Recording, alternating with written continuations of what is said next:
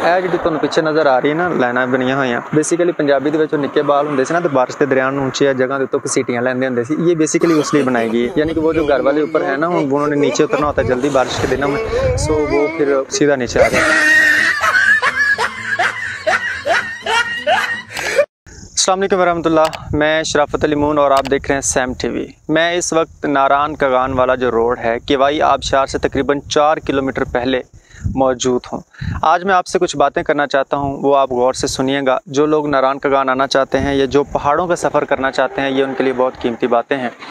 आप थोड़ा सा टाइम है तो वीडियो को देखें, नहीं तो वीडियो को स्किप करके आप आगे जा सकते हैं। ये आपके लिए वीडियो बड़ी इन्फॉर्मेटिव होने वाली है। नारान कगान तक हर गाड़ी आ सकती है, हर गाड़ी से मुराद मेहरान तक गाड़ी नारान कगान आ सकती है।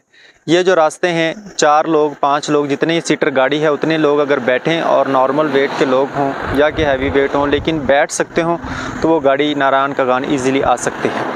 दूसरी बात ये है कि इसमें एक बड़ा टाइम उठाया जाता है कि नारान कगान जो गाड़ियाँ आती हैं उनके क्वालिटी में क्या होना चाहिए, उसके पास क्या होना चाहिए। देखें, गाड़ी के सबसे पहले आपके टायर हेल्दी होने चाहिए। अगर आपके टायर अच्छे हैं, हेल्दी हैं और सही कंडीशन में हैं तो गाड़ी आपको मज़ा देगी इस एरिया में।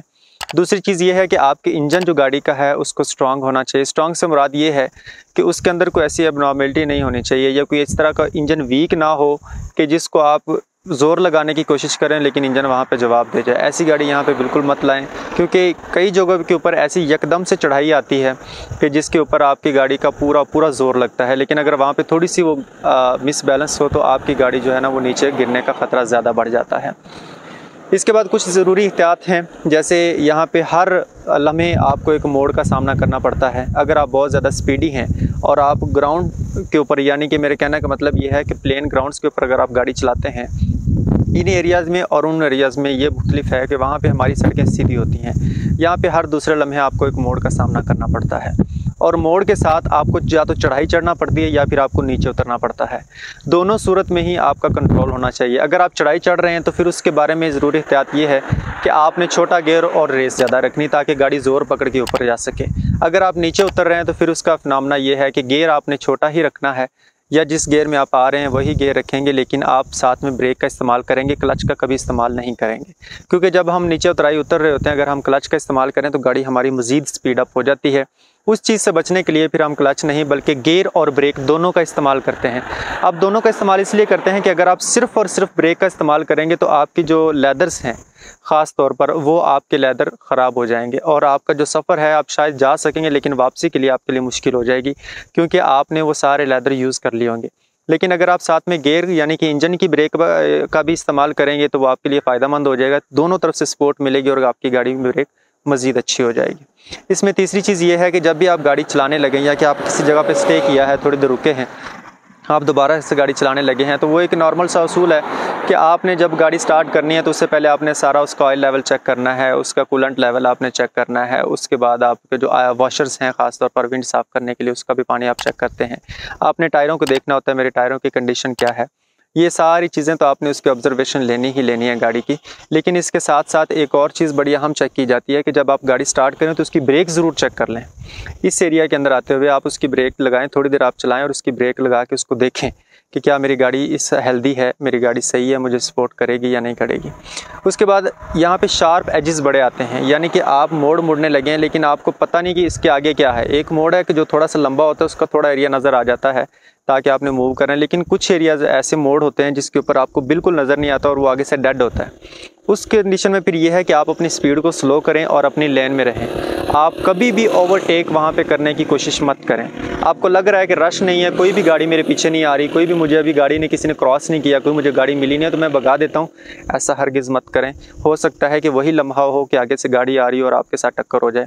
तो ये पहाड़ों की जो टक्कर है ये बहुत ख़तरनाक है। अल्लाह ताला इससे सबको महफूज रखे, क्योंकि यहाँ से एक तरफ आपके खाई है जो कि बहुत गहरी है और दूसरी तरफ आपके पहाड़ हैं जो कि बहुत ऊंचे हैं। दोनों सूरत में ही अगर आप इस तरह की कोई भी मसला करेंगे अपने साथ या गाड़ी के साथ तो वो दोनों के लिए ख़तरनाक हो सकता है।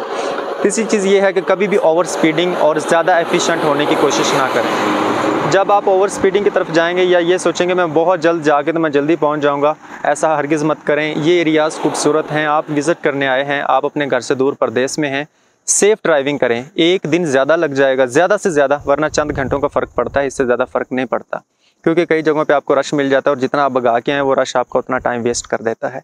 इसलिए इन एहतियात का, ये जो एहतियाती तदाबीर है, इनका इस्तेमाल करें।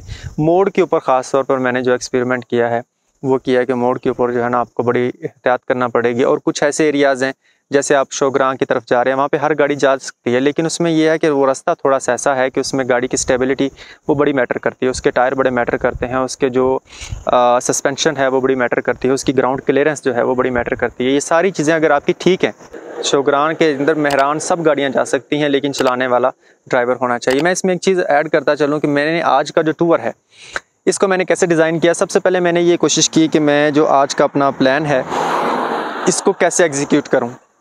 हम 3-4 लोग थे, मैंने सोचा हम लोकल चलते हैं और इसका तजर्बा करते हैं कि ये कैसा हमारा एक्सपीरियंस रहेगा। जब मैंने सारी कैलकुलेशन की तो तकरीबन 5000 का फ़र्क आया लोकल और अपनी गाड़ी में। यानी कि अगर आप रेंटल गाड़ी भी लेके आते हैं, मैंने एवरेज लगाई कि मेरा 30,000 का फ्यूल आएगा कसूर से नारायण कगान तक, बाबूसर टॉप तक वापसी तक 30 से 35,000 का फ्यूल लगेगा। और साथ में गाड़ी का अगर फ़र्ज़ किया मैंने रेंट पे भी लेके आया हूँ तो वो 5,000 रुपये वैगनार वगैरह या मेहरान वगैरह 4,000 5,000 वो हर इलाके के हिसाब से है, पर डे आपको मिल जाती है। तो ये टोटल एवरेज निकालें तो अगर 5 दिन का आपका टूर है तो ये कोई 50,000 के राउंड अबाउट सिर्फ गाड़ी का ख़र्चा है।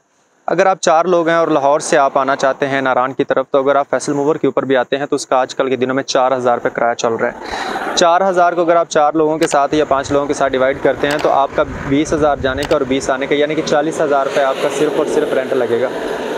उसमें आपको ये सहूलत बिल्कुल नहीं मिल सकती कि आप अपनी गाड़ी की तरह जहाँ चाहे स्टे कर सकते हैं, जहाँ चाहे आप इंजॉय कर सकते हैं। वो आपको सिर्फ चंद ऐसे इंटरचेंज हैं या कि ऐसी क़याम ताम की जगह है जहाँ पे रोकेंगे और वहीं से आप खा सकते हैं, रेस्ट कर सकते हैं। उसके अलावा आपको वो कहीं पे नहीं रोकेंगे और ना ही आपको ड्रॉप करेंगे कि भाई आप शाह रेफर्स किया वहाँ आप रुकना चाहते हैं, वो आपको नहीं रोकेंगे।